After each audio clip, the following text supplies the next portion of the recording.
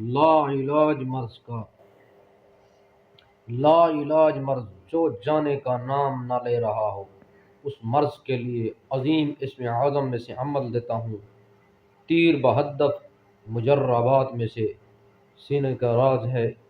کرنا کیا ہے، آپ نے عصر کی نماز کے بعد اپنی جگہ پر نماز پڑھ کے بیٹھ جائیں، 11 دفعہ درود ابراہیمی پڑھیں اور لفظ هو الحی، هو الحی، هو الحی 101 دفعہ پڑھیں، پھر 11 دفعہ درود ابراہیمی پڑھیں، پانی کے اوپر دم کریں اور وہ پانی اپنے اوپر شاور کریں، دن میں جب پیاس لگے وہ پانی پئیں۔